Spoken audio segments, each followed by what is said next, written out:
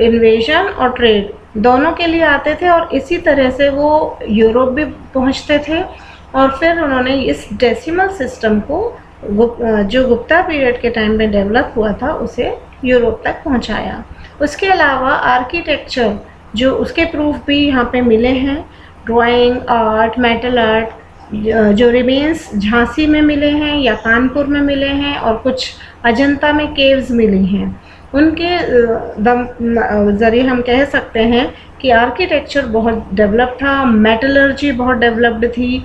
Iron pillar जो कि दिल्ली में है, महरौली में, वो इतना ऊंचा भी मतलब बहुत ऊंचा भी है और उसके जो मेटल है अभी तक उस आयरन पे रस्ट नहीं लगा है। तो ये इस बात का प्रूफ है कि उस वक्त की मेटलर्जी कितनी डेवलप्ड थी। उसके अलावा 80 फीट्स हाई कॉपर आइडल भी मिली है बुद्धा की नालंदा में, and 7.5 feet high copper idol Buddha जो कि सुल्तानगंज में भी मिली है।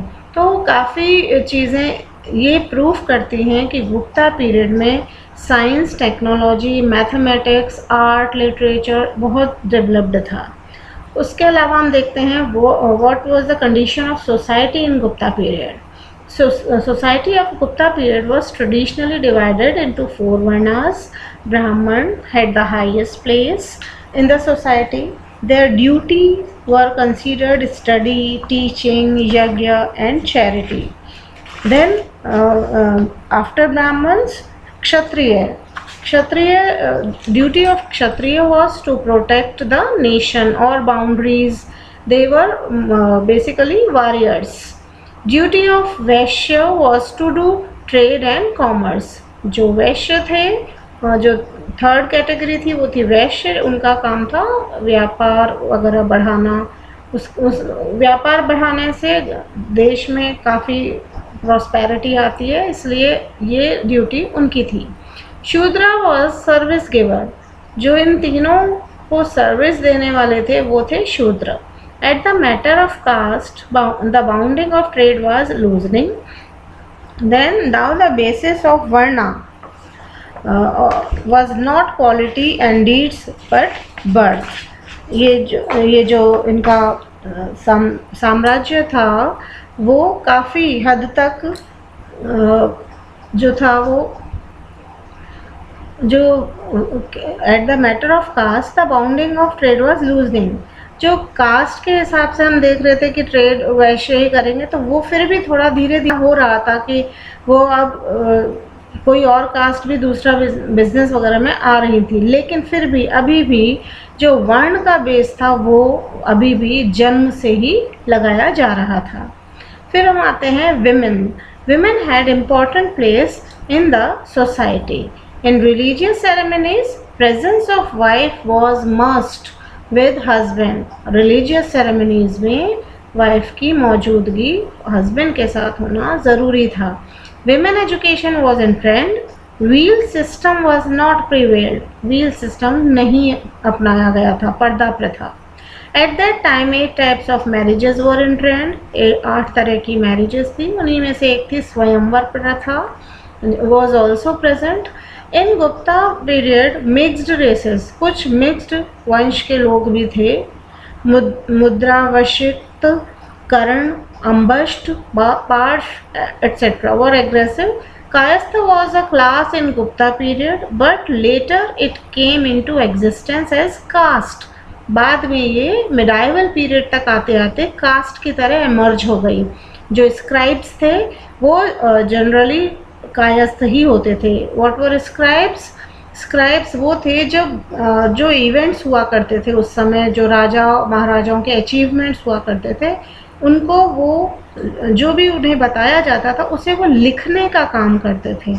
तो they were very well versed in written capability, writing capability. Women, which is picturized as an ideal character in Gupta period's literature। और गुप्ता पीरियड के लिटरेचर में भी विमेन को बहुत ही महत्वपूर्ण स्थान और उनका चरित्र बहुत ही अच्छा दिखाया गया।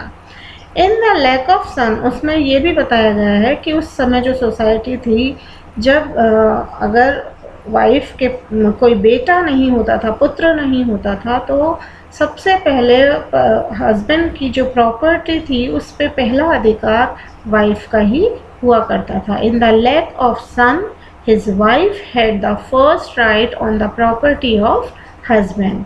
तो इस तरह से हम देखते हैं कि गुप्ता पीरियड में काफ़ी डेवलपमेंट हुआ हर तरह का, साइंस, टेक्नोलॉजी, वहाँ पे क्राइम रेट भी कम था उस वक्त के हिसाब से, जनता बहुत खुश थी, टैक्स बर्डन भी नहीं था। इस तरह से एडमिनिस्ट्रेशन भी बहुत अच्छा था, साइंस एंड मैथमेटिक्स और टेक्नोलॉजी में भी डेवलपमेंट था। उस समय जो इन्वेंशंस हुए, जैसे ज़ीरो आर्यभट्ट ने खोज की, मैथमेटिशियन थे, ये सारी जो चीज़ें थी, डेसिमल सिस्टम, उस समय इतना डेवलपमेंट हुआ कि इस समय को गोल्डन एज ऑफ इंडिया कहा जाता है। This period, Gupta period, is considered as golden age of India. आप इस तरह से टेबल बना करके भी आप ये लर्न कर सकते हैं कि क्या क्या अचीवमेंट किए, किस तरह से लिखा। तो आप इसको आप टेबल भी बना सकते हैं, पॉइंट्स में भी लिख सकते हैं। इस तरह आप पूरा लर्न कर सकते हैं, हर टॉपिक को इस तरह ही कर सकते हैं। आप इस तरह लर्न करेंगे तो आपको अच्छी तरह से रिवाइज होती रहेंगी चीज़ें।